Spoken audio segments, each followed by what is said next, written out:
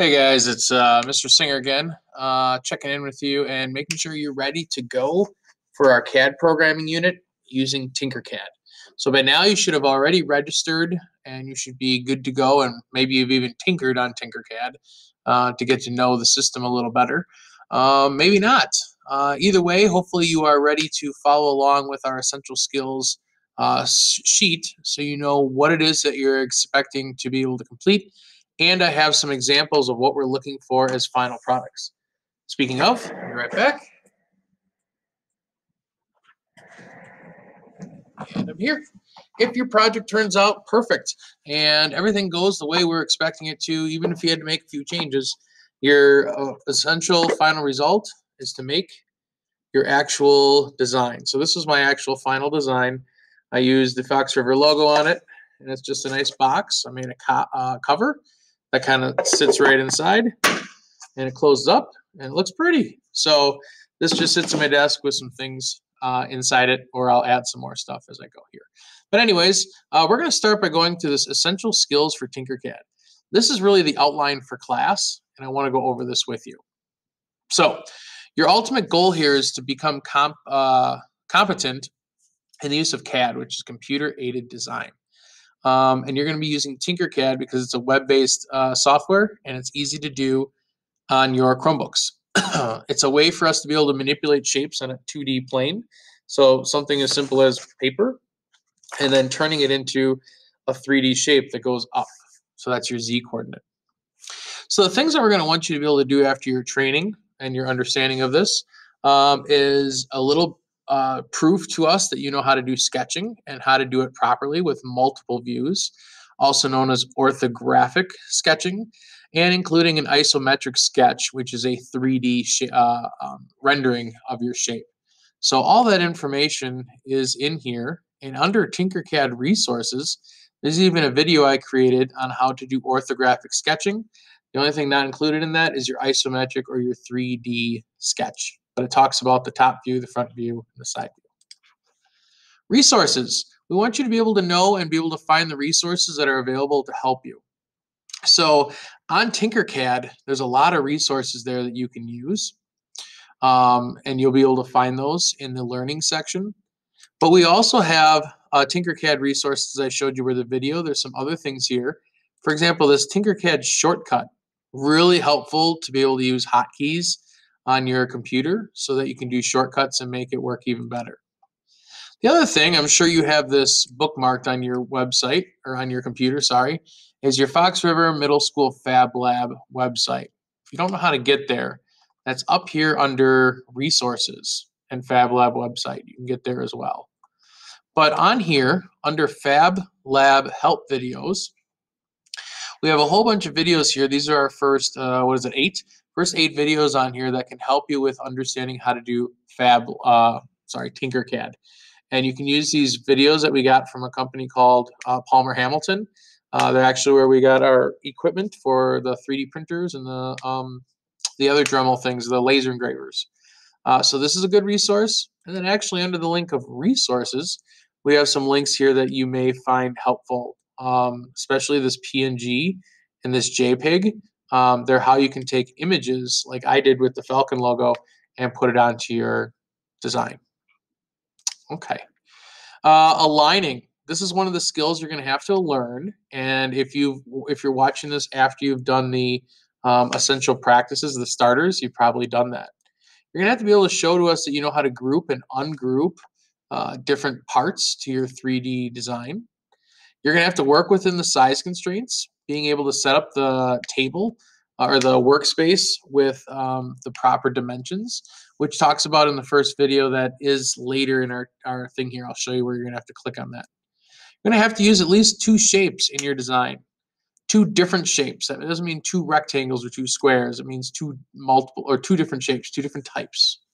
You're going to have to be able to use symbols. Now, people always ask, what are symbols? Well, if you read here, it says numbers, letters, or pictures, or any other kind of hashtag symbol, $sign symbol, those things. They have to have at least 2 different ones included in your final project. You're going to have different edges. So you're going to have to use different types of edges, round edges, pointy edges, and if you want to adjust them and bevel them, There's ways you can do that. There's videos for how to do that. Rotation, you're going to have to be able to move the piece around the work plane, be able to show us that you know how to do that, and we'll see that by your final product. And you got to be able to share it properly. So we'll explain to you how to share your file later as you work through your stuff.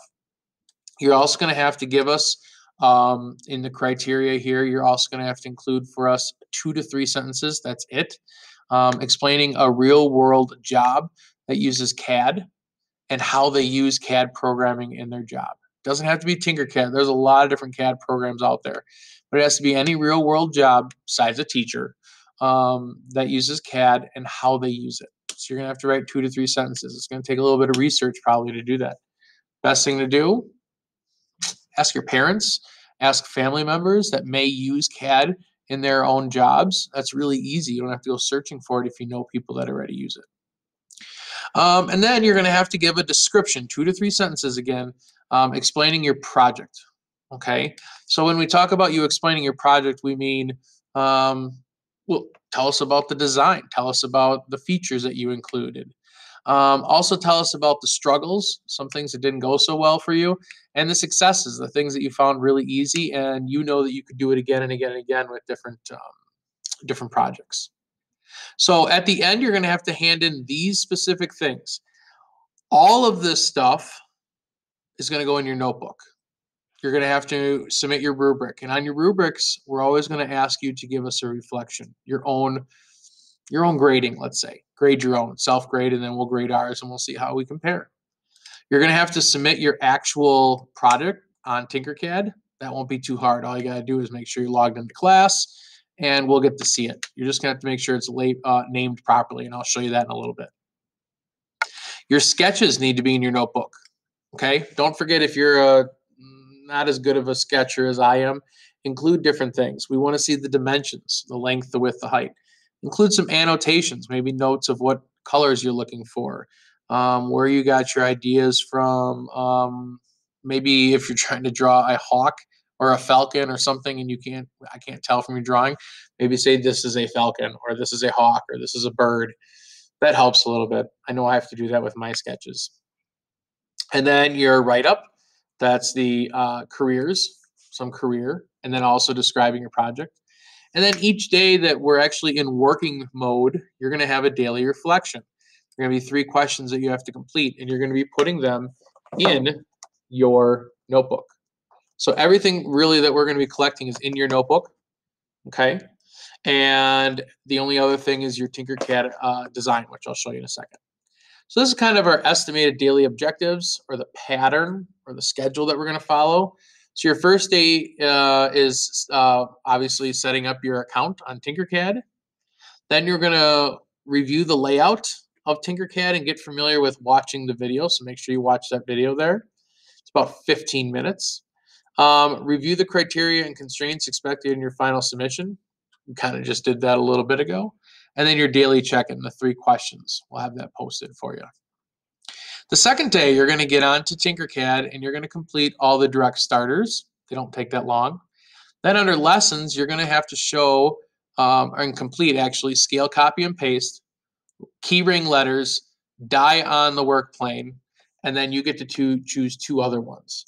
Don't use learning the moves, camera controls, and creating holes, because it's basically the all direct starters.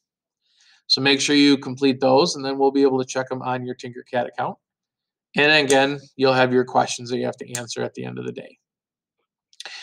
And day 3, you're going to be reviewing again with us the expectations of what you're going to need to do to be a self-learner. We're going to review the criteria and constraints again. And by now, you're going to have to share your plan for your final project. So by this point, do some brainstorming, come up with some ideas of what you want to create. And it's all on the rubric about the expectations that you need to follow. That will be in a later video under rubrics. And then once you have your brainstorm, you have to complete your sketch in your notebook, and then you have to turn it into me. And again, all you have to do is just make sure it's on Tinkercad so I can see it. Or the sketch, I'm sorry. The sketch you're going to have to email to me. So you're going to have to email your sketch to me so I can see it. So just take a picture and give it to me so I can see that. Or if we're in class, you just, bring your notebook to me so I can look at it. Once that's approved, you have 3 days to work on your project.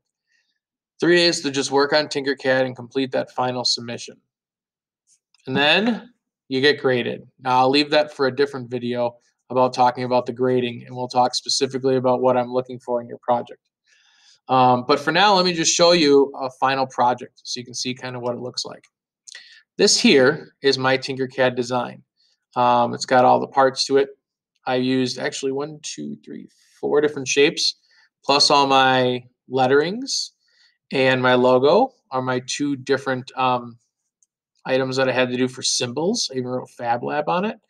So I have my multiple shapes. I have my multiple symbols. I work within the work plane because I set it up properly for our class.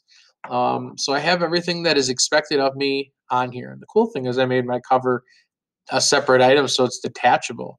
And when I printed it, I had to print it as 2 different files so that I could, have both parts.